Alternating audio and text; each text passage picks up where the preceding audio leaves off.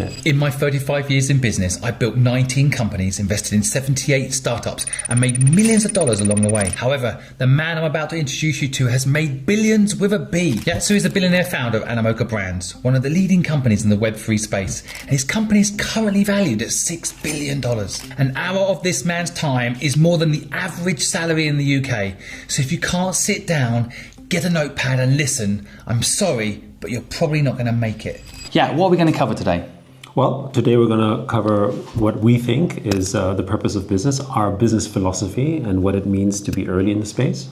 I'm also going to be talking about how you, as an entrepreneur, can manifest your own future, as in how you can find success. I also want to talk to you about the role of money, what is money, how much you need to know about it, and the importance of ownership, which is the next topic. And of course, that covers into the area of why capitalism is so important and why it's actually a force for good if you know how to apply it. Don't hate capitalism. Don't hate it. You've got to learn why you've got to love it and how to leverage it.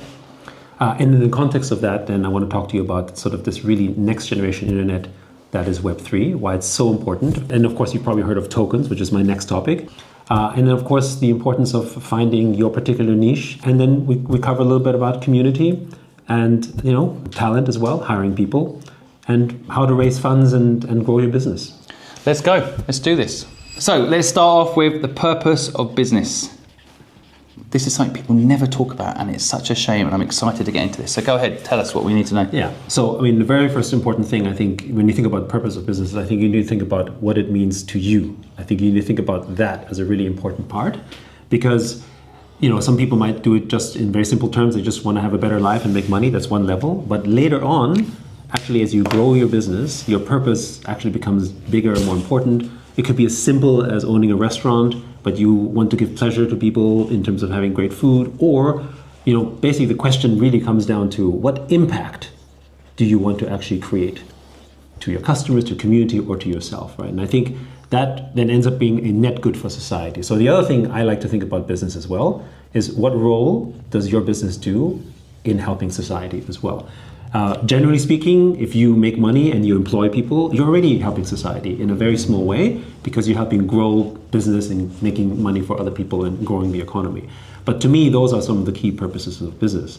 But maybe then delving a little bit into the philosophy of business, I would say focusing on areas that you think that give you impact means the things that you think that you are good at, right? Which kind of, I guess, moving a little ahead is around finding your niche, right? In other words, what do you think you're good at? Your friends will tell you, you might know that as well. And for us, for instance, one of our philosophies of business is to be early in the space, because that was how we believe we can make the most impact and drive more value in society. And by that, we often use this chart called the diffusion of innovation chart. And this stage is typically known as the innovator stage. This is when you have new ideas that are being created. And then you have a stage that's called the early majority. In that stage, actually businesses typically already know about it. So for instance, if you're talking about the internet in early 2000, or if you're talking about mobile apps in 2011, that will be the early majority stage.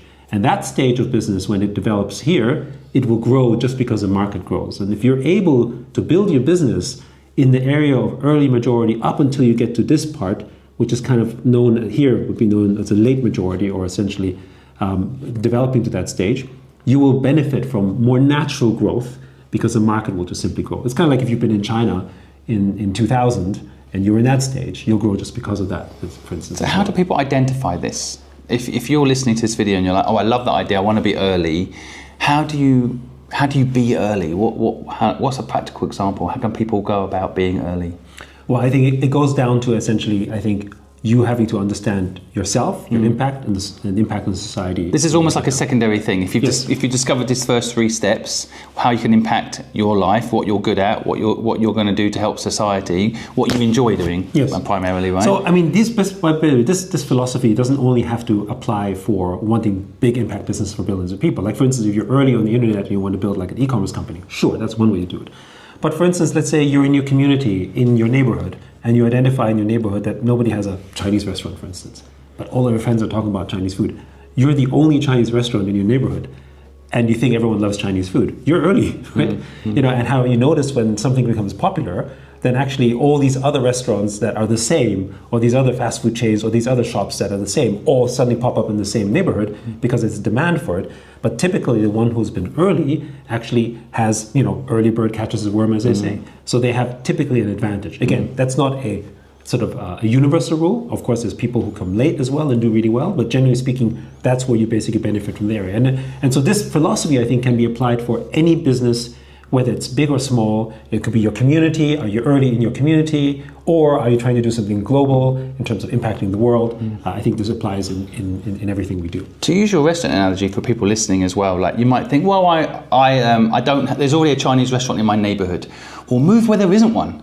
You can also be early in places. You can go to markets where things don't exist yet, right? So you can create the early, even if it's not where you live, which is another reason I tell people not to get a mortgage when they're young, because they get trapped by the location they can live move in. around, right. Go where the opportunities. I went to Hong Kong, as you know, in 1997 because I saw people were leaving and there was an opportunity, right? Yeah. And this is about niches as well, right? So for instance, back in the early days when we started building internet companies in the 90s and early 2000s, that was a niche. I mean, people forget that in the internet back then had literally only tens of millions of users globally, worldwide, not the 6 to 7 billion people that there are today. So that was a niche. But from that niche, we were able to sort of develop being really early and then just grow with the market as more people entered that space. Interesting. The hardest thing is surviving when you're early.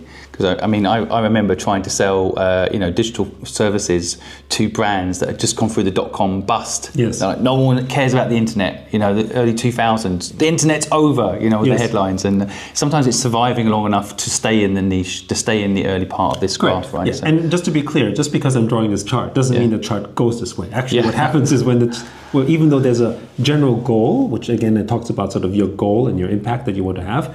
The chart to that looks more like this, right? Basically, right? Sometimes it can go all the way down here before it looks up. Which by the way, ties into why you've got to enjoy it. It's got to be for you. It's got to feel personal. That's right. Otherwise, you won't stick at it. Yeah. And I think this is the thing, when you get to something where you feel so strongly about your impact, where the purpose is greater than just your own, so to speak, then you will survive these cycles because you're doing something that is so meaningful for you. So purpose of business, not talked about enough because people too quickly jump into like how to make money and the niche of how you can build a business that's worth millions. Having a purpose in your business. Think about this carefully so it works for you. Right, next, what are we talking about next? Next up, manifest your future. Now, when I was 20, someone said to me manifest and I laughed. I didn't think it was a real thing. But let's talk through manifestation. Maybe you can explain to us how you see it all working in a practical way.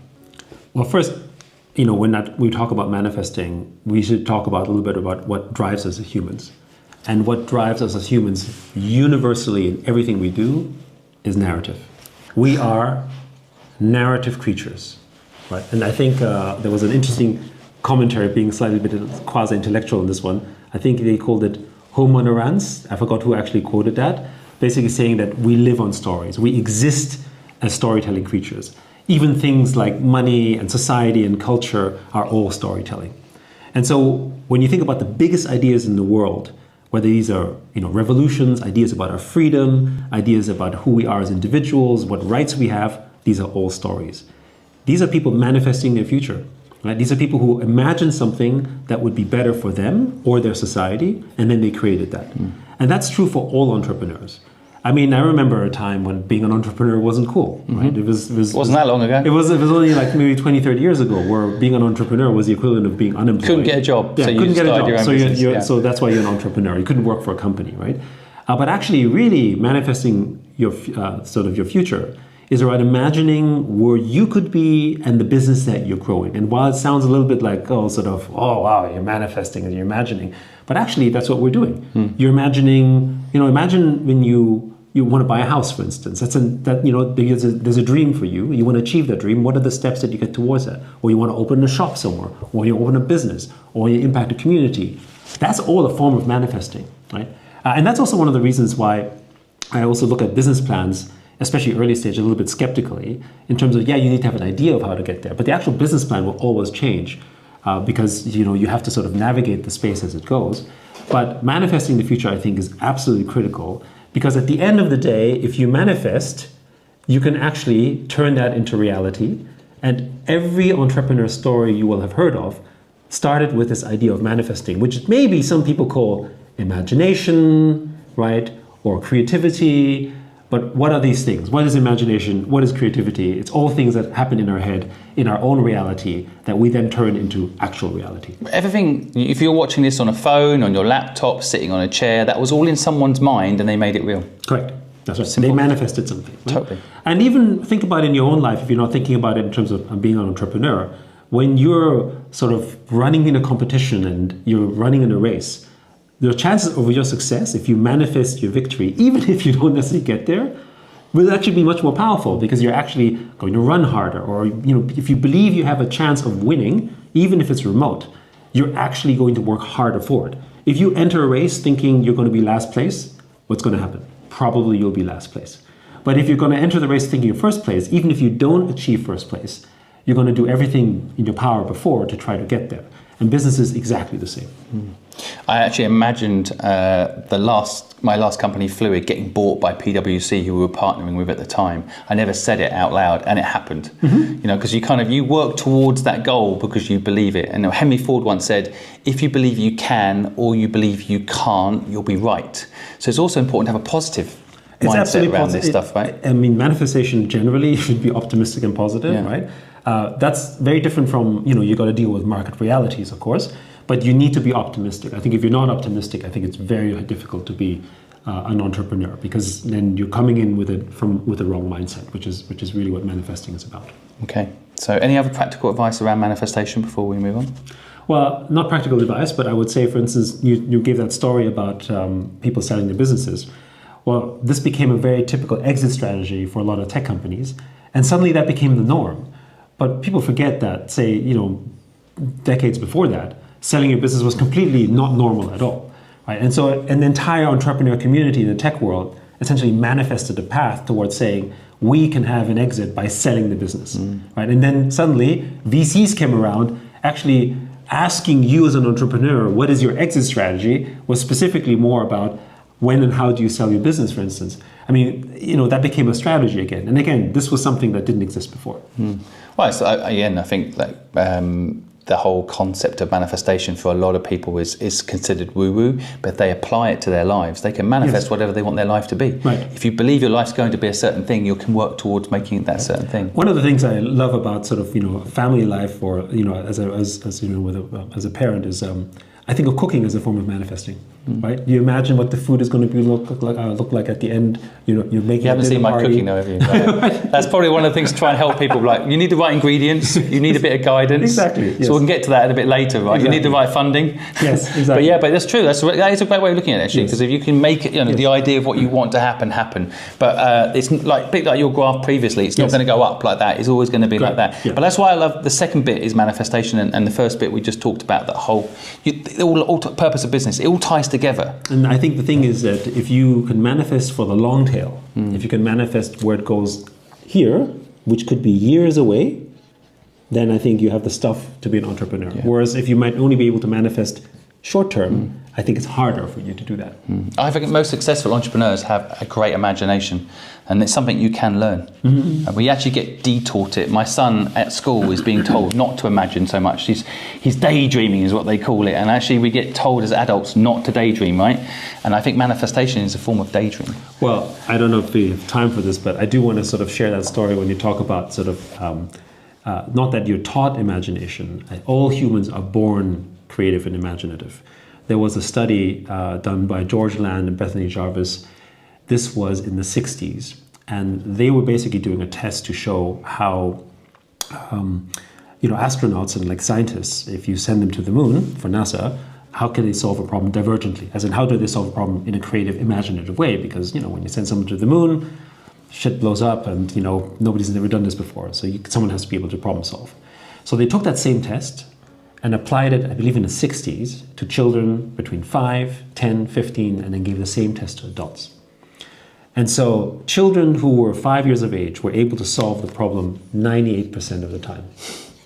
Crazy. The vast majority, which basically meant all children could solve it in a creative way. And technically they're all geniuses when they're at that age. Yeah, there's no limit to their imagination, right?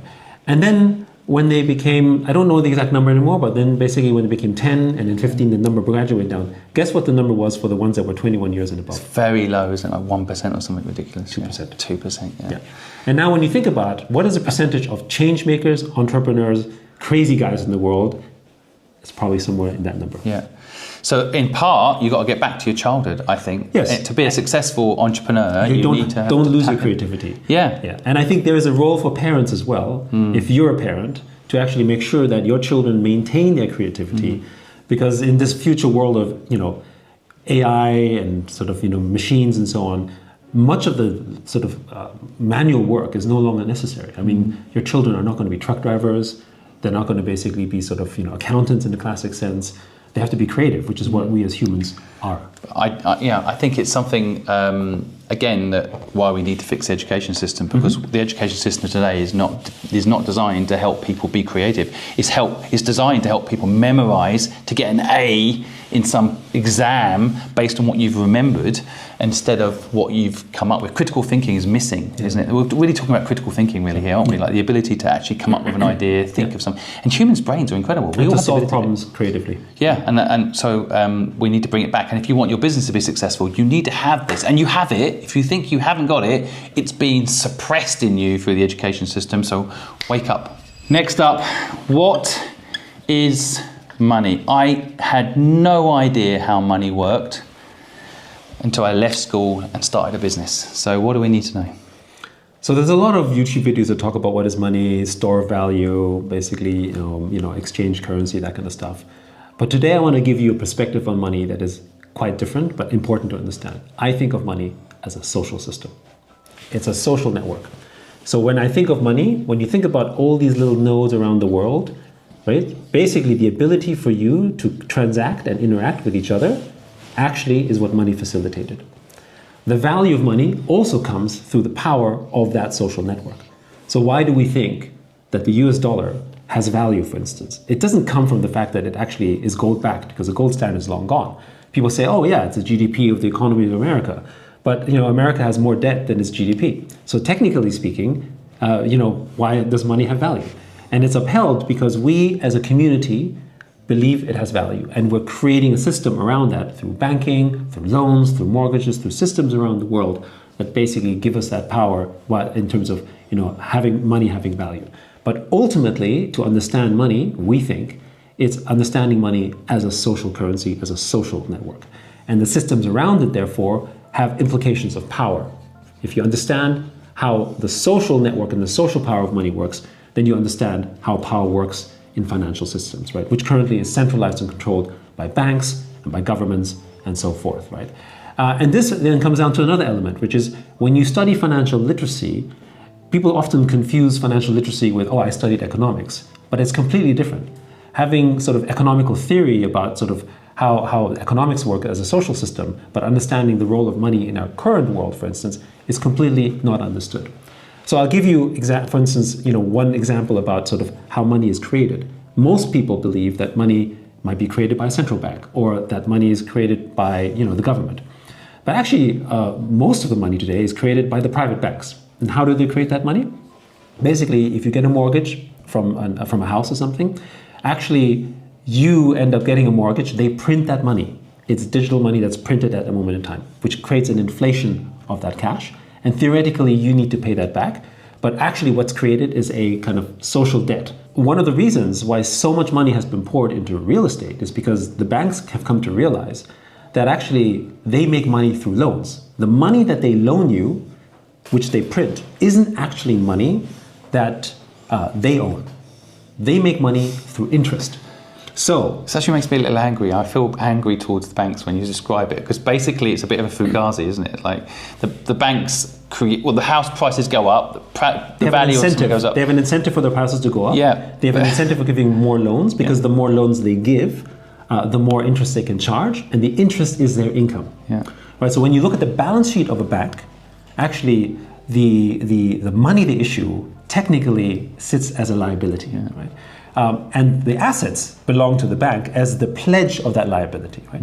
And so this housing bubble that we've seen over the last decades has really been an incentive system that incentivized banks not to promote small entrepreneurs and businesses because that was more risky, but to actually just continue giving real estate loans because that was technically safe, and basically just continue to charge interest from it.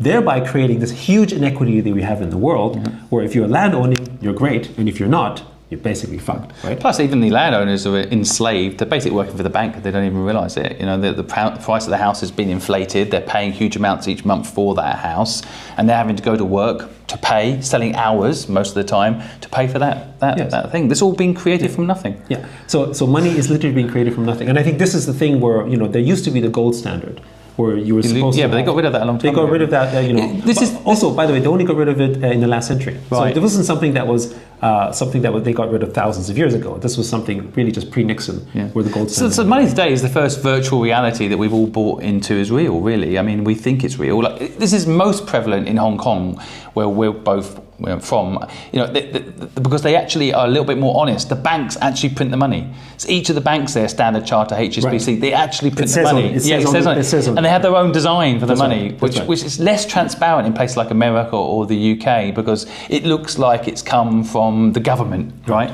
But yeah, and as you say, so when people are listening to this and they've hopefully just blown their mind about how money works, how can they leverage this knowledge? What do you think is my translation, my quick guess is going to be like, well, take control of your network? Yes. So first of all, the most important, so money in itself, accumulation of money is therefore not to be viewed as traditional type of savings, right? I hear a lot of people saying, take a certain portion of your money, put it in savings in your bank, get your like X% of interest. But the problem is that because of the way that money works and the inflation and the printing that happens in the space, actually, if you did that over the last few decades, you would have actually had negative value on your interest. The way to get there is ownership, right? Basically holding the type of things that is one level higher than money. So money is no longer that store of value that people used to think that it is. But because you don't understand the financial system, you don't understand the sort of how money works, you basically get taken advantage of. And so there's multiple classes of capital. Going slightly philosophical, if you look at, for instance, Bourdieu's example, he says that there's economic capital, then there is symbolic capital, there is social capital, and there is cultural capital.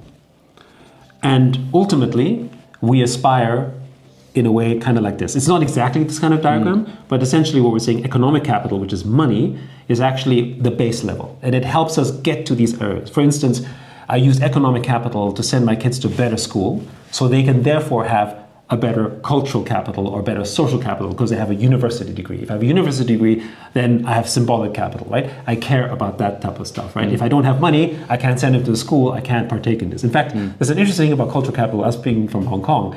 You know how people who speak with a slightly English accent in Hong Kong and basically are Caucasian often get treated better in Hong Kong? That's cultural capital. Right? Yeah, I was an idiot young kid when I went to Hong Kong, but they've let me in meetings to talk about important things. I think because I'm from England, somehow that gives me some weird and English posh accent or whatever. Maybe if you're in the UK, you wouldn't feel that. Yeah. But it's one of the things. So for instance, even like mannerisms, right? If you know how to behave in a meeting, if you have table manners, if you go somewhere, that's a form of cultural capital. Yeah. But how do you get there? Is you get through essentially using money as a way to basically sort of travel through this, right? And this symbolic, social, and cultural capital is actually what's really powerful. So owning real estate, for instance, or owning a house, or owning your business, or being an entrepreneur, having equity in things, actually ways in which you enhance that and then grow that. And these are the areas that actually are not naturally inflatable in the way that money is. Right? So in broad context, I would say that money is a means to an end, and it's a means to an end to these things that matter to us as humans.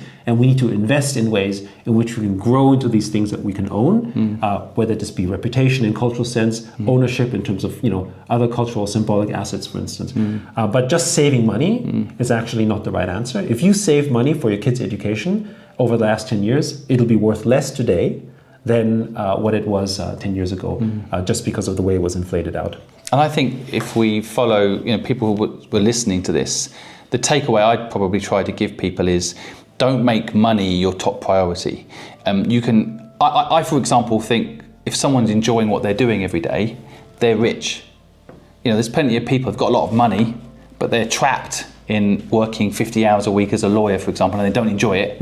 You know, so maybe understanding how money works also makes you realise that it's not a real thing. You need it because that system's set up that you've got no choice right now. You need money to pay for food and pay for rent. But actually, if you kind of restructure this around like making life about enjoying what you do, I think you're already rich because you've got the social capital. Yes. And if you're enjoying your day-to-day and around people you like, you've got the cultural money. You know, right. I would argue, for instance, that a sort of well-respected chef in a local community restaurant enjoys much higher status in symbolic, social, and cultural ways than perhaps the banker who makes a big bonus and drives a Ferrari, but who happens to live, you know, in some fancy district somewhere around the world, because of that capital, which is more valuable. And I think that's the respect people look for at the end. They want that type of capital rather than necessarily purely economic. The economic is the means to an end. But you know how hard that expression is. There's a point where having sort of endless amounts of money or, you know, lots of money somehow doesn't give you happiness. Well, I think the threshold is 100,000 a year technically, and after that it doesn't make any difference to your happiness. Right. But I want people, as we get further into this video now, we get into the other parts that you need to know. Remember how money works and how actually it shouldn't control you. You're probably listening to this video wanting money. We're going to help you get money, but remember what real value is, what being truly rich is, and we're going to come to that more in a minute. Next up, ownership. Now, I've had the privilege of hearing this from Yat directly over the years. You don't own your shit, and we're going to teach you how ownership works and why you need to own your stuff. So go ahead, Yat, tell us what we need to know. Well, the very basis of ownership is what you probably heard of many times in your own life or with your friends, and it comes from this thing called property rights. This is something that you have the privilege of today because you live in a democratic country, at least most people watching this channel, I presume, and if you own an asset, it is truly yours by contract, and there's a government that's protecting it. It wasn't, and I would say ownership starts not only just by assets you own, that's the way we think of it today, but it starts with owning yourself. I grew up in Central Europe, so in Germany and Austria, right? You know, our last names like, you know, Metzger, which means butcher, for instance, right? Or maybe if you're in a certain sort of township, you have this name. What is it? Why do we have these names? It's because for the longest times, most of us didn't even own our own identity. We were serfs working for a lord. We didn't have our last name. So imagine if you can't even own yourself, what that actually means, you know, and that's when people talk about sort of being a slave and being a serf. We evolved from that. I mean, you know, England was one of the first places in the world with, you know, the establishment of, you know, with the Magna Carta to sort of talk about a Bill of Rights of some form that basically said that actually we can own our stuff and we have rights that are sovereign to us beyond some type of sort of, you know, sort of feudal power that can basically tell us who we are and what we own. Sleight of hand, though, because yes. I mean, nowadays people, they think they own their lives, but they don't. They're controlled by the bills they have to pay, and actually even property rights, right? Most people, if you look at the contract, either the bank owns your property, yes, or the Crown in England has the right to take your property off you at any point without even asking you. Yes. So the basis, though, on this point is that when you have property rights on something, you truly own something, then actually you can invest in this, which then allows you to have an investment possibility and an investor mindset. Because if you don't own something, you can't grow it because it's not yours. And this, by the way, isn't just in terms of, for instance, all of you who might be running a restaurant and you're building the success of the property by bringing lots of traffic into the restaurant, big problem in Hong Kong. After 10 years, the landlord goes and says, well, thank you for that. I'm going to rent out that restaurant to someone else who will pay me higher rent. And you're basically owe nothing. You ended up building the value of that property, even though it's not yours, because you never had ownership. And this now goes into other areas, of course, which is basically our data, right? We don't own our data. Every time we post a photo on Instagram, every time we share something on TikTok, we're getting some kind of network attention, we're getting likes and follows, which is actually their money, by the way, right? They're paying you in their social money of likes and follows, but actually they're receiving all that value, creating their networks, creating value, and who owns that property? Who is able to create that value? It's those platforms, right? If you're on social media right now, you don't own that community. The social media platform you're on owns it. right? So in the future, you have to own it. If you work somewhere, you need to own equity where you work. If you're on a platform, you need to own a part of that platform. Otherwise, you are not leveraging your own personal brand. Back to the point about you're kind of a slave. You don't even realize it. Back in the old days Correct. when you didn't even own your name. Correct. And in very simple terms, the most successful people in the world today are all people who have ownership in important things that matter to them or to society. The wealthiest people in the world today are the biggest shareholders in their companies, or are the biggest landowners in whatever property that they have, or own the equities in whatever companies or restaurants or whatever they do. They are actually the wealthy class, and the ones that aren't are typically the labor class. And this is one of the biggest problems we have today, is that, again, because they don't understand money and they don't understand ownership and capitalism, they therefore don't value it. And the 1 percentile, which is where all the wealth is going, is actually the capital class, which actually has ownership. And so you need to have ownership in what you do. And you need to own, whatever time you invest in, whether it's a company you work for, a project you do, you need to seek a way in which you can have ownership in this, because that's the only way you can guarantee a long-term stake in this. And in the past, governments used to do this with high taxes, right? They would, in some ways you could say government took away a number of your rights through taxes by redistributing that to society at large in some form or fashion. But that no longer is true. Even though people are complaining about tax rates are much, much smaller today than they were even 50 years ago. But the tax system now is more efficient. So if someone pays me £500, I'm paying tax on it. But that £500 they paid me, they already paid tax on it. And then when I give someone £500 that I paid tax on, that person's also paying tax on it. So it's just become more efficient, hasn't it, the way the tax system works than it used to be. And I feel like a lot of people listening are struggling to get ahead because they're probably paying in England 45% tax and then national insurance and then VAT.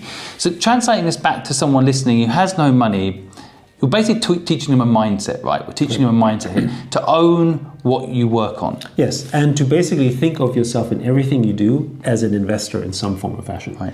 I would argue that as humans, we all have an investment mindset because we're all growth-oriented. And an investment mindset doesn't have to just mean money, although that's obviously a very obvious one. You want to invest your money to have ownership in something. But ownership translates into all of our social circles. I want to have a great relationship with my family. I want to have a great relationship with my friends in my particular network. Actually, when you're in your social network, you stake a claim in it. You have a stake in that, which means you have a sense of ownership.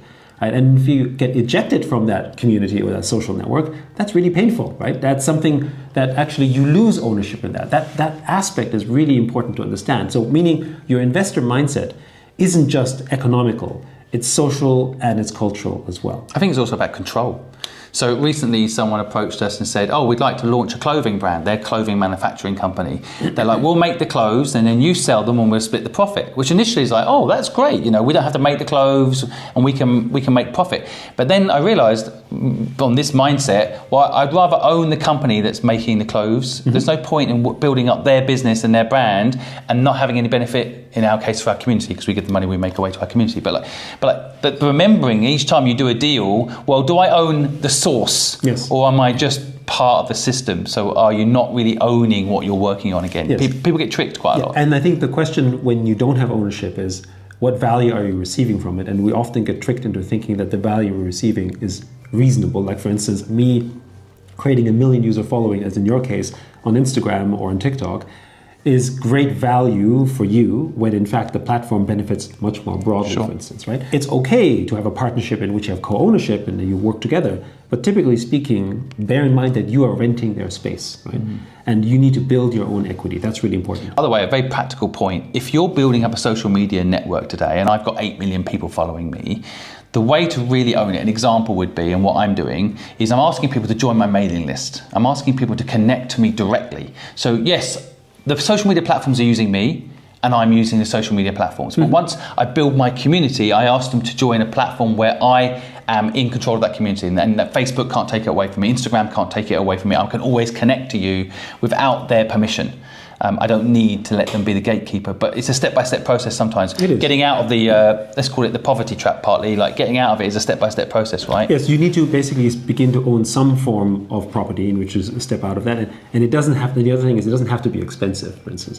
I mean, one of the more famous stories in our particular world is that we used to have a lot of games and apps on the App Store on Apple, and we were developing our products, we thought, on Apple. And then a year later, they didn't like us for a reason they never explained to us, and simply deplatformed us and removed all of our apps. It was like hundreds of apps that we lost.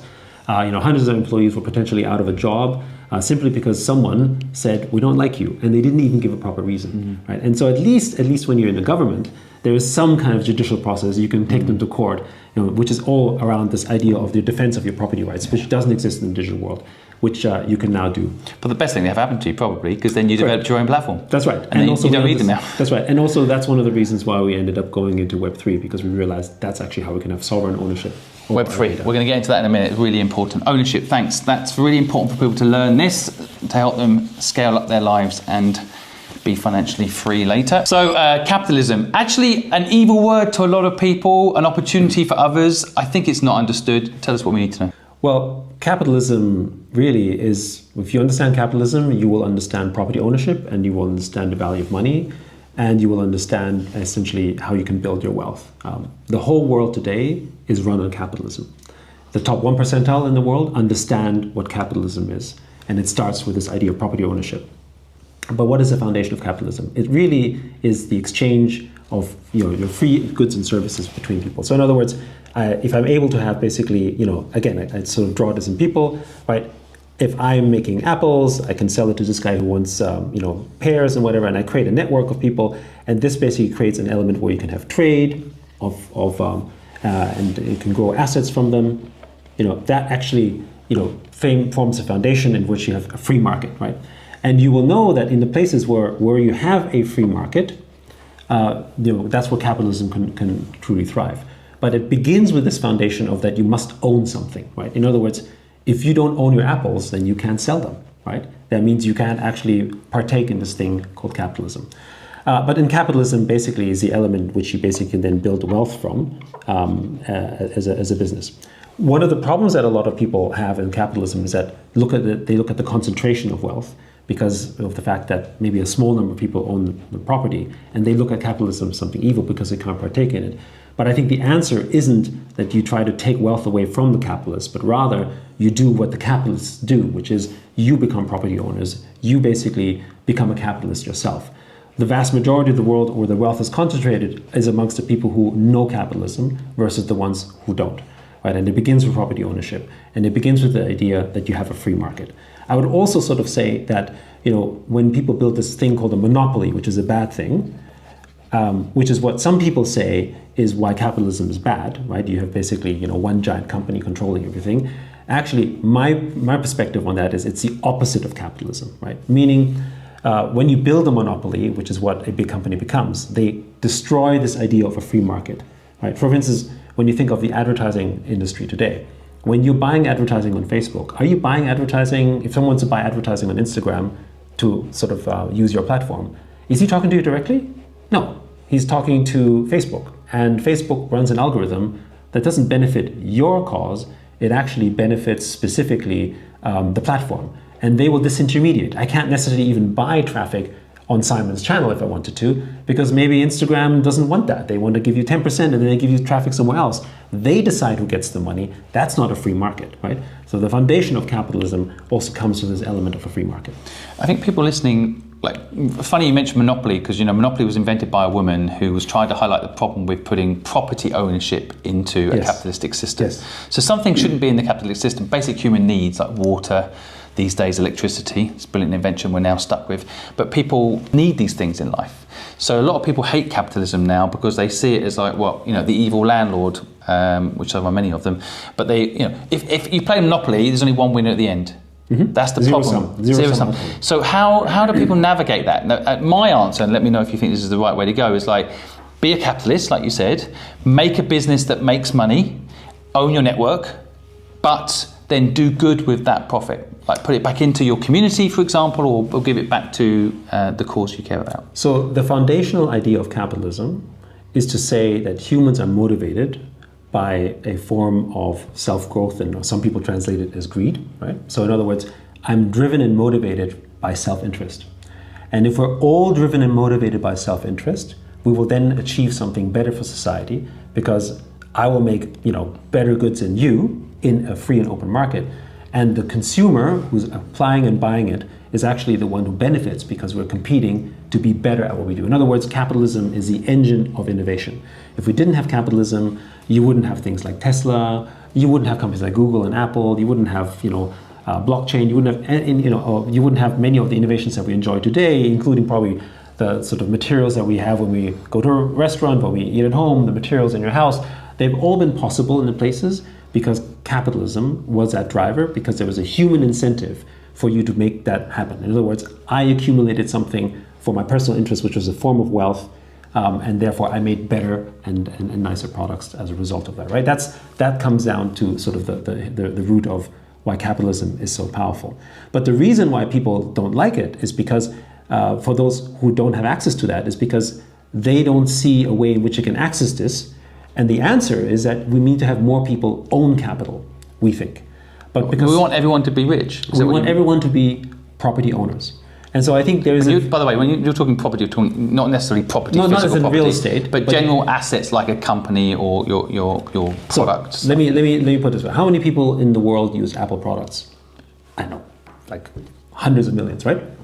How many shareholders are owning Apple stock? Yeah, 40,000 institutions and individuals own Apple stock. Microsoft's about 80,000, right? But yet every person in the world basically uses either Microsoft or Apple product. The answer, we think, is that every person who is a user of these products should own a part of it because they're that's actually the future business. Right? That's the future. That's what we think. Well, a lot of companies, a lot of capitalists won't want that though. Well, a lot of existing successful people won't want that. Well, and I think this comes down to the power dynamic. But actually what will happen is you have more wealth overall. So for instance, kings and queens in the time, I mean the Queen of England or the King of England as it is today, right, had more power. But actually I would argue that they're wealthier today in terms of capital wealth because it's more decentralized, it's more open, and the whole market economies are greater because more people are partaking in the capitalist framework. So we've seen it in China. The last 20 years, 400 million people have come out of poverty into middle class. And China, less likely to go to war with other countries, less likely for more poverty-driven wars, which happen. I think that's made the world a safer and better place. That so many people in China. Most people don't appreciate that China is probably more capitalist than most European. Well, I know, because they instantly think communism when they hear China, right? But it's taking away the word communism. China has a respect for property rights. People can make money in those places, and so actually China is very capitalist. In fact, if you look at Asia, for instance, two great examples. Have a look at South and North Korea. 40 years ago, South Korea had a lower GDP than North Korea and a smaller population. What was different about South Korea versus North Korea? South Korea adopted capitalism, also democracy, which is a tenet of that. And as a result of that, they actually grew their economy to become essentially the 12th largest GDP in the world. Because initially it's decentralization of money. So the money in North Korea is all with one family. Decentralization of power. Decentralization of power. And the capitalism, in a way, if used right, can decentralize money in a way, because then everyone gets a piece, not just the king and queen. Think of the history here, even just here in But hasn't it gone UK? wrong? Because now today you've got Facebook and you've got Google and you've got this massive companies that control all this. I'll get to that. But if you look at the history of the UK, all that power was centralized around essentially the monarchy, right? And the kings and queens and the lords around that. And then you had a merchant class that came. And what did they have? They didn't have an army. What they had was capitalism. They had money, they had wealth. They made the country richer, but then they became more power. That ended up decentralizing power. So more capitalism, more property ownership, as in property rights, actually, with the distribution of that wealth and power, creates a more balanced economy. And so what we think the future should look like is essentially this thing that sort of Rawls talks about, which is this property owning democracy. And if most of the world, if most of us actually in a democratic framework were property owning in the things that are meaningful, I think society would be much better, broadly speaking. And to your question as to what's wrong now is that we've gone the other way. So we actually went more property owning somewhere 30, 40 years ago, and then essentially through tech companies, the ownership of data and the concentration of power, and also the I would say the betrayal of money, in the sense that quantitative QE, quantitative easing, where basically the central banks started printing money to solve for some of the financial issues, actually created more disparity in the wealth. It created inflation. It created massive inflation, which basically only benefited the people who were already property owning, making it harder for people in the classic sense to become property owners. Well, I mean, physical property now is getting bought up by all the big companies as well. Correct. So it's all getting centralised. So again, on the conclusion for capitalism, because I think this is a very deep subject, people listening, I think maybe they need to use capitalism to build wealth, but learn how to turn capitalism into a positive by sharing that wealth. Is that a way of summing it up? Well, I think it goes back down to, I think, first of all, don't look at capitalism as a bad thing. I know that words like capitalism, socialism are ideologically charged words, but look beyond that and essentially look at what it means for people who are capitalists. How did they make money? How did they, leverage? You've got to compete with those people, otherwise you won't win. Yeah, exactly. And you can't look at it just simply from. I think there's a lot of people who just reject capitalism. Yes. And, that's bad. They don't understand it. But you need to understand it. Yeah. But I think social capitalism is pretty interesting, where you do good with the money. I think is a business model that can, if you use it, like if you were Amazon today, and every time someone bought something from Amazon, they benefited profit-wise from Amazon, not just a select few. You'd have a company everyone would want to use instead of Amazon. Yes, I also think though that if everyone was in an open market where you're actually competing, then the outcome of the product that you're building will be broadly better. And in this case, innovation is the winner. But I also agree that it's not specifically about social capitalism. I think if you are a successful capitalist, you will hire more people, you will invest more as well, and that's the idea as well. Imagine if Apple and Facebook actually used 10% of their cash and actually invested it into companies building on the App Store, or just broadly speaking in entrepreneurs.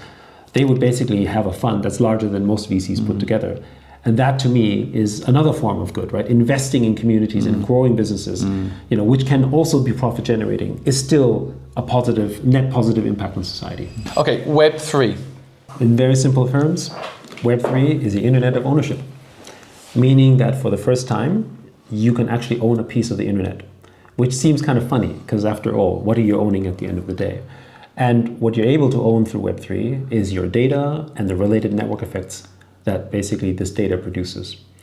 And why we're so excited about Web3 is that it is the one framework, when I talked earlier about ownership and how do we give equity to all the world, is you can have billions of people own things in Web3, which you can't do in the physical world. You can't imagine how every citizen in the UK could now own. Well, the legal paperwork alone would be too much work. Yes, exactly. Yeah. But outside of the legal paperwork, just the cost, the capital, the incumbent structures simply won't allow you to own, a piece of England, as it were, if you're a UK citizen. But in Web3, everyone, through tokens, can essentially become a property owner in Web3. And you become an owner in those network effects, which we can go into later. So that's really what it is. It's the internet of ownership. To the extent that Web 2 was the social internet in terms of where you could read and write to the web, actually now you can read and write and own. So you can own your followers, you can own your data, you can own the value that's generated from it. Your identity is your sovereign ownership. Right now the identity belongs to Google or Facebook or Apple, actually. If Google deletes you, you cease to exist as a business or as an individual, for instance. But in Web 3, it's yours. It's also decentralized, right? Correct. It's on a system that, they say is not hackable, but you can make a mark as to what you own and it's there forever, yes. Right? So if someone's listening and they're like, okay, I'm quite like this Web3 thing, how do I get involved? What do you think the steps are to getting connected and involved in Web3? Well, I think the most important thing for Web3 is first, you've got to understand how it works. Not a similar topic about money. You do need to get a crypto wallet. I think there's some topics in Web3 that you'll have heard of. They'd be like crypto and blockchain. And again, these are words, sometimes even the metaverse, right? These are words that might have some element of, I guess, chargedness to us in terms of what negative connotations. Negative connotations. It's just like the .com era. The internet had a negative connotation for the longest time until people understood its power. Yeah. But these are all elements essentially that form Web3. So try to get a wallet. Yes. Go learn how crypto works, how the blockchain works, how metaverse works. What else can people do? Right, and I think, and of course, the other thing is that you can go on things like crypto Twitter, right? Where they say people talk about crypto Twitter as a source of information, but also there's tons of blogs and resources out there which you can sort of learn. But I guess the biggest way, if you want to get involved in Web3, is today it's become much more popular. meaning that you'll probably find someone within your circle that will understand Web3, that's probably investing in tokens or doing something in the space, and you just go talk to them. And you'll find that that community is very open, because what we want is more people joining the space. Therefore, they'll be very willing to help you explain and think about the space. And there's talks on YouTube and there's videos for you to get resources on. Company-wise, who do you think's doing it? Who's interesting to look at if people want to go look at companies in Web3? That, of course, is your business. Yeah, well, outside of our businesses and Imuka brands, you can look at companies like Coinbase. Coinbase is one of the leaders in the exchanges. They have lots of great information and resources that are out there, for instance. And then, of course, if you want to start sort of learning more about the space, there's different things like you can go on Messari, right? Messari is basically a crypto research type of place where you get information on, right? And then, of course, there's news media like Cointelegraph and CoinDesk. There's Cointelegraph, CoinDesk, and Forecast Media, right? These are all places where you can get information and learn more about Web3. And of course, helpbank.com, we're going to be doing more and more on Web3 because we want you to own a part of what we're building. Because that's the other thing, isn't it? I think people can actually own where they work. It's not only where they put their time and platforms in the future, like Facebook equivalent. There must be competitors coming up that are going to be building on Web3 and compete with platforms. There's lots of them. I think, again, maybe some facts, right? I mean, Web3 today is about a $2.5 trillion market. But there's still only a small percentage of the world that is actually in the Web3 space. And so earlier, when you talked to me about sort of, I guess, purpose of business and business philosophy, if you want to be early in the space, to me, being in Web3 is kind of like being early in the internet. And so if you partake in that space, you'll get the same opportunities that you can have in the early internet days of making a mark, having impact and purpose in a space that has yet to define itself, right? See, a lot of people hear about crypto went up, crypto's gone down. They think they're not early and it's all kind of come and gone, but it's still very early, right? It is very early because, when you talk about volatility, what are we really talking about, right? So at heart, Web3 is a deeply capitalist system. So I need to be very clear about that. And tokens are a representation of network effects that we can own. So when you think about owning a token, you can actually own a network effect. That is the property rights that we're talking about. So you've probably heard of this thing called Bitcoin. You've probably heard of Ethereum. These are tokens. But why do people buy these tokens? They don't buy the token because it gives you a great yield. In fact, Bitcoin gives you none, right? They buy it because you become a member of that network effect, so you can participate in the growth of that network. And when more people grow and build in that network, like developers and applications, for instance, you can benefit simply from that ownership. Tokens represent these network effects. One crude example is, imagine if Instagram had a token. Actually, those tokens would be in the form of likes, which I think is a form of social currency. Likes is a social currency. When you think about follows, that is another kind of, a follow is another kind of social currency. How many times has someone come over to you and said, hey, Simon, can you follow me, please? Why do they want that?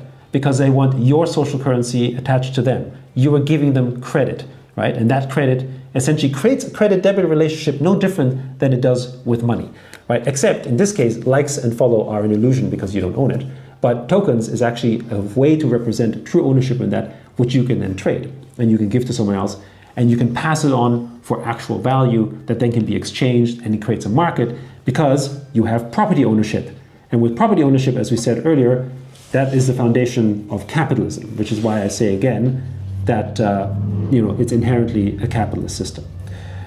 There is no way today in which you can own a network effect. If you want to partake in the network effect of Apple, you have to sign the Apple developer contract and pay 30% of everything you make to Apple. Plus, you got to follow the rules. If you want to partake in the network effect of Twitter, you can join Twitter, or X as it is now called, but if they don't like what you do, they can get rid of you, right? All those millions of followers you have and any one of you building on these platforms can be taken away. And in Web3 and through tokens, you can actually own that and own a stake in the very networks that you're helping construct. And this to me basically is the true power of tokens. You can have billions of people own tokens, which means they can own pieces of the network effects they're building in, but you can't have billions of shareholders in the equity in the companies they're building. I don't know how many people in the channel might be working for gig economy companies. whether this is like an Uber or an Airbnb or that kind of stuff. But one of the biggest travesties I always felt is like, why are Uber drivers not owning a share in Uber, the company? And so what happens now is that the Uber drivers, one of the reasons why they have a problem in the future is that Uber's already made it public that they're going self-driving cars. They're one of the biggest investors in self-driving cars, so they never really cared about the drivers. They were just using the drivers were simply a means to an end. But the very people who helped grow the Uber network are actually the very people who are basically now getting shafted. But if they owned shares in Uber or a stake in the Uber network, then actually, even if it was time for them to retire, they would have a benefit for that because they're rewarded for that effort. Ironically, Uber would be a better business as well because their drivers would stay. There'd be a loyalty thing there. Exactly. That's the other thing that's really powerful as a business. If you create a token Web3 framework in your business, what property ownership does is loyalty, much higher loyalty. Just think about everything you own in your space that you actually feel like you have ownership. Like if it's a house that you own, you're going to invest in it. You look after it. You feel much more attached to it rather than something that is just fleeting or moving. So how would you go about, like people listening, like, oh, I like the idea of doing a token. What's the process? Teach people about that quickly. I think we have to go around, the very first thing is understanding basically the value of the network effect, right? And one other way to look at the value of a network effect is that a network effect is inherently social. And I always felt that social media platforms really managed to sort of hack into the very thing that makes us human, which is why they're the most powerful companies in the world. That's the other thing.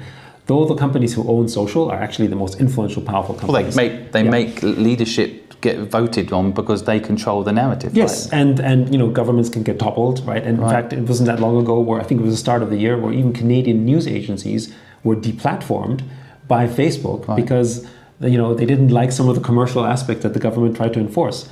And so a democratic country could be deplatformed by basically a private company. Right. Well, that's what people like Mark Zuckerberg in this election is being coveted because he can affect the election. Yes. But people don't own these platforms that they spend so much time on, and that needs to change. I think. And so the inherent thing is that really what's happening when you own a piece of the network effect is you're owning a piece of the social network of the communities you're building in. Right. So every token is a representation of that social network in some form or fashion. And to me, it's not that different from how the internet was in 99 and 2000, 2001.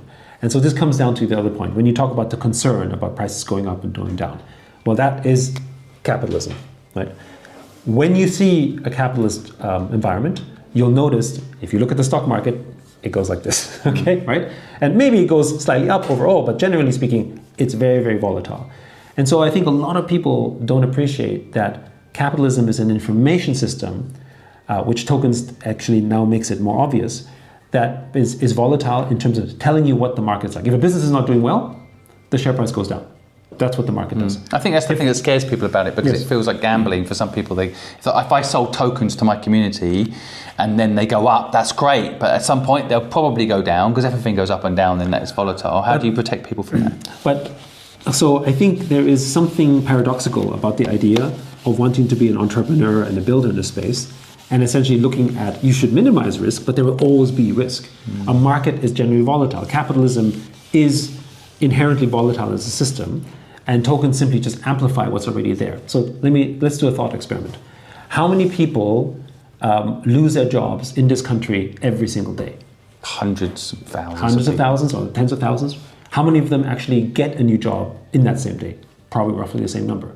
So when you look at it from a chart, it might look like, oh, pretty stable, 2% unemployment, looks pretty good, right? But what actually happens in the course of the year, it's like this, okay? How many businesses actually close every day or every week? And how many reopen, whether it's a restaurant or anything you do? It looks like this. So if you actually created a daily chart about the volatility of the market we are in, it would look like this. Yep. What tokens do is they represent that on a real-time basis. Yep. And of course, we have to bear in mind that not all tokens are equal, like how not all businesses are equal. So we're not saying every token is great, right? Go into the next meme coin or something. That's not what we mean. They all represent elements of a network. And if you choose to be in a network that is there for very speculative and gambling purposes, fine, right? But know what you're getting into. Versus if they were going to join your social network, then they know what they're doing. And if they're really believing in what you do, it doesn't matter what the price is today, because you're caring about what it means. It goes back to what you were saying earlier about purpose. You know, if you're getting involved in things with purpose, you stay it for the long term, it'll probably be all right. But, you know, I invested in a token, interestingly enough. It made money and then it lost a lot of money. But I was in the network for 6 months and made 4 life relationships within that community, within that DAO. I was in a DAO. Yeah. So now those people I'm working with forever. That's social capital I've got forever. That's Even right. though the token itself maybe didn't necessarily work out. That's the other thing people have to keep in mind, right? There's a long-term plan. But then certain networks, when they keep growing and accelerating, I mean, if you look at, for instance, the price of Ethereum or Bitcoin, actually over the last 5 years, you know, that's an example of a network that was very volatile, but broadly speaking grew as a space. And again, I go back to this sort of being early, which is that if you're in the space early, like in Web3, if you look about Web 1 and Web 2, you remember how many people were doing search engines? Crazy. InfoSeek, Excite, Yahoo, all these companies. At the end, there were a few of them, right? Yahoo was the biggest search on the planet. People don't realize Yahoo was the biggest. Yeah. And it's in some form or fashion still around, but it's nothing what it was before. And again, right? It's the same thing, really. It's just how markets and capitalism works. And you, as a participant, need to be able to participate in that, or build your own businesses and just grow in the space. Because even if we invested in various of these companies and it didn't work out, our entry into the early internet space allowed us to get us to where we are today. And learn. We pick up. So let's talk about something I really love, which is niche and communities. Let's do it together, point 8 and 9, because I think they're connected. Absolutely. So, and before we get on to what people need to know about hiring, which a lot of people listening might not think they need to hire, but if you want to grow, you need to hire. So we're going to talk about that next. But niche and community, what do we need to know? Well, I mean, look, there's so much to say here, but really, I think, as I said earlier, you want to focus on a niche area that you have deep feel deep purpose and passion for, in the sense that that's something that you want to sort of dig deeper in, right? You're not going to be, the word niche to me doesn't mean small market, although it could feel that way sometimes. Niche to me means just an area of things that you want to deeply focus and concentrate on, that you want to be, a level expert on it. So if someone were to come to you and say, you're known for this, that's your niche. Right, you're known for either social media or for marketing. Well, with Help Bank, I wanted to help people start businesses and help people build their businesses. Correct. That's a big niche, but it's a niche. Yes, and it started off as a niche in the sense that your business started small and you were helping a certain group of people. Yeah. And today, just going live on TikTok and answering people's questions. 8 million followers. You're a celebrity and all that kind of stuff, right? Yeah. I mean, that actually all comes from starting as a niche, but then growing out into the community that speaks to you. And because of the internet, niches have become much bigger. So one of the reasons why sometimes niche has, I think, a little bit of a negative connotation being small is because people are still thinking, in a pre-exponential way of the internet, right? They're not thinking about network effects. They're thinking more in terms of your community, right? And so this niche here, that was a small niche here and small niche here, this niche might be in Hong Kong, and he cares about, let's say coins or stamps, right? And there's a community here in London, and there's a community here in, let's call it Beijing or something, right? These are small communities, and maybe they're a little bit bigger, but generally speaking, they don't interact with each other because it's a small niche, right? But because of the internet, that small niche can now be connected globally. And so when you start connecting all the similar interest niche, suddenly this niche becomes bigger. And the community that you're addressing is also bigger. We used to think of community in a much more narrow sense, right? In terms of, what nationality, maybe what sports you're interested in. But today, when you look at the internet, what it's created is there are millions of communities that are interested in you might think weird stuff, but generally they have created niche communities around that, which have then enabled things like people trading Pokemon cards, for instance, for lots of money, and other things like this that maybe would have been considered ludicrous before, but are now possible because community are networks that give these niche networks value. The other thing, a lot of people listening might not realise that some of the biggest brands in the world started as niche communities. So, for example, even Apple used to appeal to creatives, very niche, like graphic designers. And I remember in Hong Kong, we were getting the first Apple computer with the glass blue top at the back. That's what the creatives wanted. And it was very niche. Designers could afford it. Designers would buy it. But that created, normal people would see it and go, oh, that's cool. I want to be a creative type. Right, so then they'd buy it to try and be cool like the creative people. So you start off in a niche, but it can blow up into so much more, and that niche can grow, right? Well, most people don't maybe realize that Apple's global market share, I think, is around 26 to 28%. Wow! Right, which is the rest of the world is actually using Android when it comes to phone devices. And therefore, you could categorize Apple from a global sense actually as a niche company. The most valuable company in the world. The most valuable or second most valuable company in the world, depending which way you look at. Between that, Nvidia or Microsoft, between the three. Anyway, $1 trillion company, somewhere between the 2.2 to 2.5 trillion dollars in value. And yet it is not the one that owns 90% of the market. I think that's why actually maybe, sometimes, again, if Instagram was initially, again, creative people. You're putting up your pictures, it was really beautiful and staged, and so they were niche. And then I think over time you can grow out. Facebook was also like universities, right? Niche. And that can actually cause an appeal because people want to be a part of that community. Well, I mean, niche also is not just a form of specialization, but also brings with it a kind of scarcity and exclusivity as a result. Scarcity is such an important word in marketing. Yeah, and scarcity, we don't mean that you want to create something that's just rare. It just has to be special to your particular community. Yeah. And what also happens, one of the reasons why I think the internet grew the way that it did, is that when things actually were too scarce, as in too hard to get, people actually started creating their own scarce narrative. I go back to this idea that we as humans are narrative, and so we create our own stories, and we create our own stories around sort of what's scarce and important to us, which is the foundation of these communities. I genuinely think today, if I was starting a business today, if I had no money, I was starting a business, I'd start it from community first. Like, what community can I serve really well and build out community? Because that's another competitive advantage I think new companies can have. Because if I think about closed networks, let's say, I'm trying to think now, like in England, we have Sky TV, right? Yes. Sky TV is an awful company. They are, and they're never going to sponsor this channel, so it's fine. but they don't have all of their customers in a community. Because if we were all in a community, we would be complaining about them all the time, right? So most companies don't want to create a community. They want to keep the customers separate. And even if you go and complain on Sky about them, they'll delete you. What I'm getting to here for people to learn is, like, if you can build a community that actually love your business, that effect, and then you give them ownership, and it has a purpose, all the things we've just taught you here in this download you've given, you will win. So I think, to your point, maybe one thing to think about is that to be a business leader today, you need to be a community leader. Yes. So this was very different from before, where when you climb a corporate ladder, the leadership of that community was maybe the corporation itself, right? And people talk about things like, climbing the sort of corporate ladder was essentially a form of really what community were you serving? You're actually serving the corporate community within the group, right? That's kind of, I guess, the game of politics that some people might see in large corporations. But actually today, because of the internet and because of the growth in the space and broadly what we see in terms of community activations, actually now the leaders in the space are leaders in their specific communities, which then also get often represented through tokens.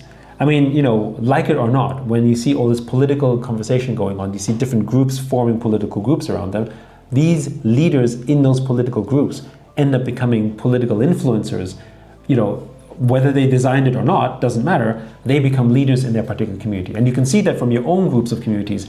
How does someone become a leader in whatever they do? They actually become leaders in their communities, serving, to your point, the particular niche or topic or sort of issue that they want to solve. Yeah, and in the past you might have seen brands like Walmart and wonder how the hell would anyone unseat them. A brand like Amazon comes along and creates a faster, better service. You can beat these companies like Amazon by thinking about community and starting in a niche, because they don't have a community either. That's their weakness. They can't build it from community first, and that's your opportunity if you've learned how to do this. Next, we're going to talk about talent and culture. Now, after this, we're going to talk about funding, and it's going to blow your mind. But I think you need to understand all of these things that we've gone through today first before you can sort the funding bit out. So talent and culture, which I've spelt completely wrong. But what do we need to know about it? Well, first of all, I mean, talent, everything you do serves a human purpose. Your business is run by humans. So talent is important. But I would also say that talent is useless if the culture is not connected to the purpose that you're trying to serve. So for instance, you could have the most talented, investment banker in the world, but if he's not actually sort of on focus and on core or whatever business that you're trying to build, then he will change the culture of your business. It will no longer look what you wanted to go. Remember the very first thing I said, what is it that you want to do? What's your purpose? And then drive that mission. So you want to bring people into your team that believe in your vision and share in your culture. And then I also believe that talent, is something that you have to find people compatible with you as well. And you can't just bring people who are just really good at something, but then again, if they're incompatible, it doesn't. So personal match is basically what you're saying. So I think alignment is the word I would put, right? Because I would say manage purpose, not people. If you get the right people, you don't need to manage them so much, because if they care about the same purpose as you, they just want to get to the goal. So another way to put this is shared vision, right? Shared vision, exactly. Yeah, if you have shared vision, then I think the talent will coalesce together. Because in an ideal scenario, you don't have to keep reminding them. They'll know exactly what. How do you know they have the same vision as you when you, say, interview them? Because some people might lie, right? They might pretend they care about the thing you care about, but they don't. They just care about the paycheck. Yeah, I mean, this does come with a little experience and intuition. And so at the end of the day, I think the only real answer to this is if someone is not aligned with your culture and your vision, then you do have to get rid of them fairly quickly. And again, it might not be that they're not talented or capable. They just are going to be in the roadblock. Because they won't be happy either, because they're not really working on something they really care about. And the wrong culture starts to grow like a cancer. And when you're 5 or 10 or 15 people, actually it's very difficult for that to happen, because you as a founder will typically have so much influence and so much weight that whatever lack of shared culture there is will get suppressed. But there is a point when the business grows where you will no longer be able to know who the new hires are, who the new people are. And then from that grows a different type of network that might be more and more removed from what you're thinking. And again, this is where you have to have, for instance, a vision statement and a mission statement. That's really important, because by having that, I know it sounds very sort of, consulting style and whatever, but as you grow larger, the vision might be just tacit and implied in a small organization. But as you grow, you need to tell people, why are we here for? In our case, basically, it's, we want to give everyone a piece of ownership of the future of Web3, and the mission is to deliver digital property rights. It's very simple for us, and that's basically what we want to keep hammering down on people. But you see this, with other organizations that are great, that they have very clear vision and mission statements. So I think that's really important, because then the talent will see this and will naturally be attracted towards this. Because talent, and then when you have that, then you can nurture and sort of cultivate that from within your organization. I mean, culture also has to be, you have to practice what you preach as well. Correct. Right? So whatever your vision and mission is, you as a company have to do it too. Exactly, you got to do it. Yeah, I say the same. Like, everybody who works at Help Bank has equity in the business. And so that otherwise I'm being a hypocrite when I'm telling people to own where they work, right? Yes, there's no point in saying you should own what you're working on and then not actually implement it within my own business, right? Yes, correct. Yeah. So anything else from a cultural point of view that you've learned to keep the culture on track? I mean, I think a big part of being a leader is always permanently stating what your mission and vision is, but anything else you think people can do when they're trying to get culture built? So the way that I look at this is that I look at leadership as a kind of servant leadership, right? Meaning that you're always in a position where you're serving your community. And the community isn't just, your customers or whoever you're serving that way, but also, people inside your company or your shareholders or your stakeholders. Basically, your leadership is about serving. And I think if you build that kind of culture and everyone else around you follows and sees that, then they'll sort of be attracted and encouraged to do the same. The other thing I would say was really important, and I guess this isn't talked about enough, is incentives, right?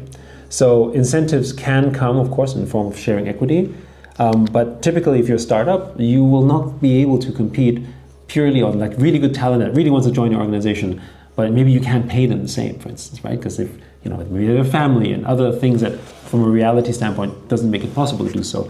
So managing these incentives actually is a really important part in terms of how you attract and retain talent.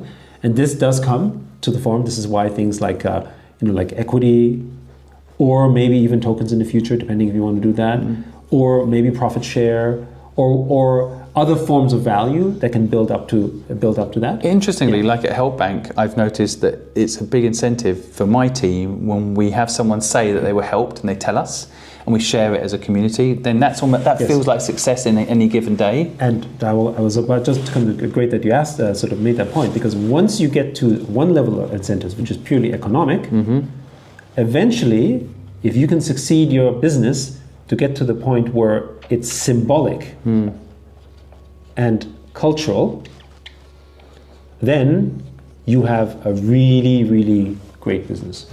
Because that means that simply working at Help Bank or whatever business you're building is status alone.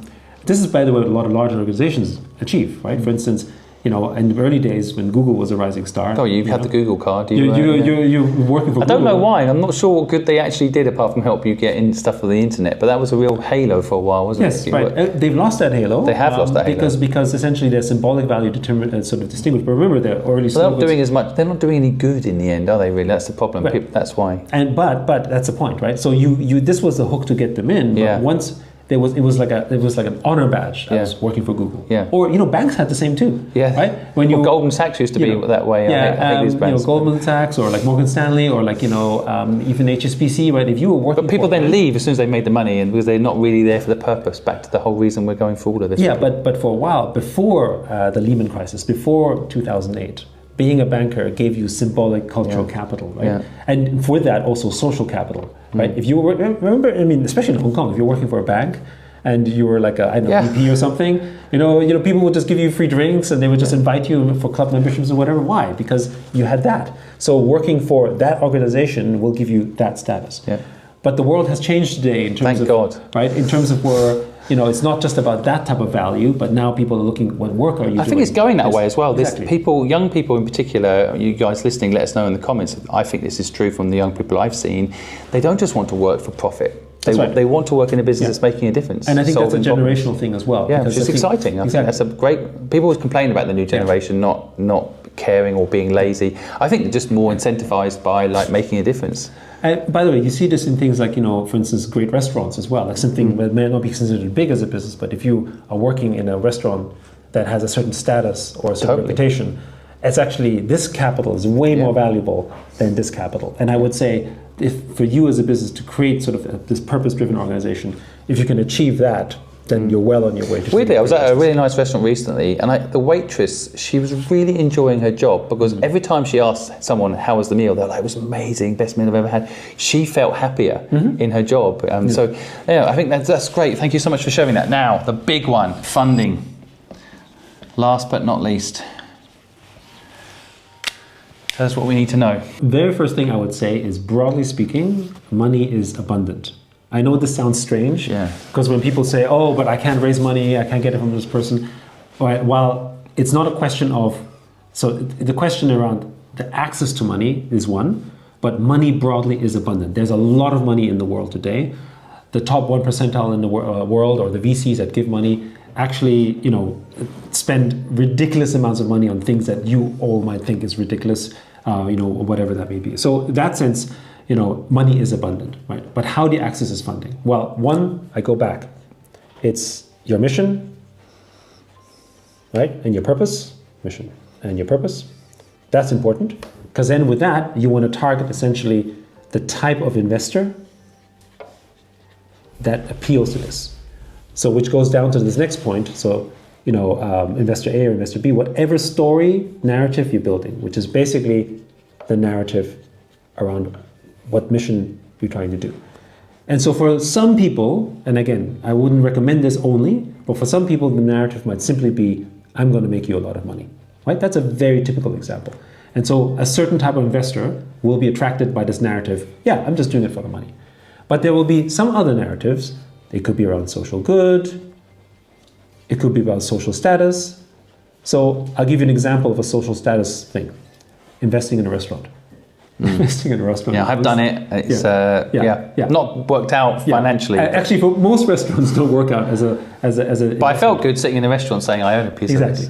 So it's status. It's a different investor type. Yeah. All I'm saying is know your audience that you're building, the purpose, and then from that you can attract certain type of investor groups you can go to. Thankfully, because of social media, because of the internet, because of people like Simon and Help Bank, actually you can reach out to all these investors. Accessing this investor, because this capital is much more abundant today, is actually not the problem, right? It's not actually as gated as people might think. But these are essentially the main mechanisms. Of course, you have to make sense. You have to, I think things like a business plan, depending on what you do, is important, but you don't have to put like a 30-page PowerPoint. I think it's really important that you're able to nail your mission and your purpose and the narrative in something in just like a few minutes, so that people can sort of captivate and sort of capture their imagination, especially in early stage businesses. Once you reach a later stage, then things like how much money you make and your revenues start to make sense. But especially when you talk about early stage startups, basically you got to talk about sort of your mission and your purpose, and really sort of elaborate on your dream, and then from that you can know which investor groups want to support you. I mean, there's some people who simply just want to do social good, and they'll just invest in you for the purposes of wanting to sort of, improve, because maybe they've made a lot of money and they feel that you provide good back to society. There's a lot of people out there who are quite lazy and don't want to do the work themselves, but do want to have an impact. Exactly, right? Yeah. Exactly. I mean, and that sometimes was translated as charity, but actually charity isn't that attractive because it's basically not a sustainable path, right? Exactly. But there's other ways to do that. So, and then I would say the one area in terms of being more specific is you need to look at Web3 as mechanisms to help you fundraise, as a new mechanism, because Web3 is community funded. So in the Web2 world, everything was quite VC gated. So you had some person who might be kind of out of touch with what you're doing perhaps as a business, doesn't understand your circumstance, and they have specific narratives they follow because they're working with third-party money. But in Web3, every individual in Web3 is a kind of investor. As an end user, whether he owns tokens in something, whether he owns NFTs, whether he's involved in the Web3 space, which, as I said earlier, is a $2.5 trillion space. That's capital that you could access. Yeah, people don't know about that. No they one don't realises. They don't realize that. But I'll give you one more example. Huge numbers. You did a TED talk about this, which we can put the link down below for your TED talk. But there was some ridiculous amount of money being held within DAOs. So yes, exactly. I'll come to that. Now, actually, DAOs. Maybe I want to wipe this out here. We're going to wipe it out. Whoa. Yeah, because I think this is important for you as a new form of capital to access that you probably never thought was possible, versus talking to your family or to your neighbors or to some investor. So DAOs, which are decentralized autonomous organizations, I won't type that out, this is going to take too long, just you'll figure that out, right? Today have about 30 billion. So in when I gave my TED talk last year, it was 12 billion. $30 billion of value. It's gone nearly up 3 times more since then in a year. But what's really powerful is not the 30 billion. It's governed by 10 million people, okay? And individuals and institutions. Now, name me one organization in the world where $30 billion of assets and value is governed by 10 million people. And 3 million participate actively every week or every month in where this money gets spent, what happens to it, for the purposes of the networks that are growing, right? So, of course, that doesn't mean that they're necessarily going to sort of fund your business directly if they don't know how it's going to serve the network. But that's the opportunity, which is that you have access to a pool of capital that, by the way, is bigger than probably all the venture capital in Europe for early stage companies. I mean, 30 billion is bigger than A16Z's fund, $30 billion bigger than Sequoia's fund, right? Draper Fisher, right? I mean, it's one of the biggest resources for capital. Even I've been involved in the funding game for the last 25 years, and even I'm just learning about this. So grants is sometimes how they take the form of grants. So we're getting offered grants for Help Bank, and that's part of it. So you can have grants, right? But you could also have just investment. There's investment DAOs where investors come together and they agree to invest in a project, for instance, that they like, right? But most importantly, you also just have community grants or community funds where people basically just come together or partake in a fund and say, you know what, we want to grow the open campus ecosystem here in London or something, or in Kent or whatever, right? They can come together and they can make a proposal to the community and then get a certain amount of funding to help build a space to build awareness. Many of the conferences, for instance, right? Many of the conferences that you see around that talk about crypto and Web3 and so on are funded by these DAOs, right? So the ApeCoin DAO is a community-funded program where people are talking about ApeCoin and they go to a conference somewhere around the world and it gets paid by the DAO for people who then this becomes a full-time job, for instance, right? So this is, and by the way, I think the future of all, of the future of the largest corporations in the world, as we think of corporations or institutions, are going to be DAOs, as in they're going to be community-owned and not corporately owned. And we have some good examples of that. For instance, Ethereum, which is, worth $300-400 billion or so. Who owns Ethereum? Nobody. Nobody owns Ethereum. Yeah. Millions of token holders, right? Who owns Bitcoin? Nobody. Yeah, plus $1 trillion. Exactly, right? Some do say Putin. Yes. Behind the scenes, but exactly. We have no proof. Yeah, unlikely. Otherwise, there'd be a lot more Bitcoin selling. That's right. Exactly, and we'd be seeing that. Anyway, my point simply is that we can already see the inklings of the largest corporations, or corporations is the wrong word, largest institutions in the world that are community owned in the form of these DAOs. And eventually, in due course, they're going to be bigger than the largest corporations, which are in the trillions of dollars today. But eventually, I think, will be eclipsed by these community-oriented institutions. This is also a way, if you learn about how DAOs work, for you to own a part of these things too. So Yak just mentioned their open campus. We'll put the link down below. That's definitely a resource you should check out. Thank you so much for sharing this all with us. I'm hungry. Should we go get some chicken? Yeah, let's go have some food. Thank you.